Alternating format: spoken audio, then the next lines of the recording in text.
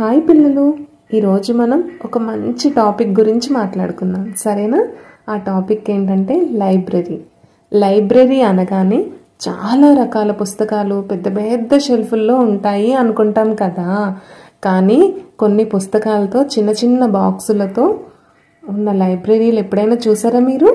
ఒకవేళ చూడకపోతే ఇప్పుడు వాటి గురించి మనం తెలుసుకుందాం. సరేనా?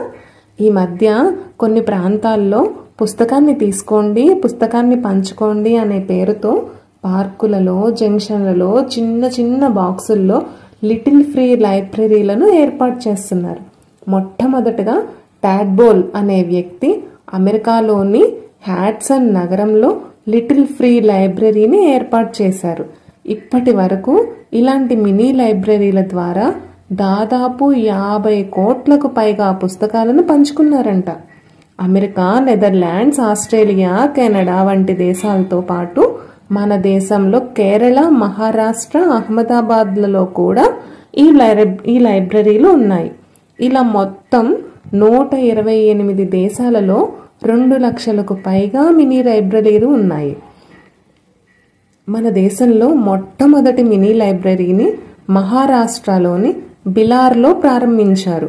ఇది ఇండియాలోనే మొట్టమొదటి విలేజ్ ఆఫ్ బుక్స్గా పేరు పొందింది.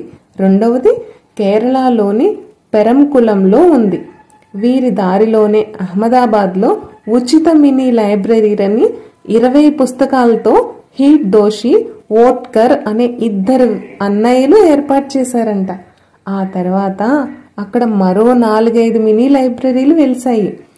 యువర్ రీడింగ్ సర్కిల్ గ్రూప్ ద్వారా పార్కులలో చిన్న చిన్న బాక్సులను ఏర్పాటు చేస్తూ వాటిల్లో పిల్లలకు, పెద్దలకు అందరికీ ఉపయోగపడే పుస్తకాలను పెడుతున్నారు.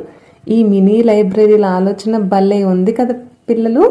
అందరికీ పుస్తకాలు అందుతున్నాయి.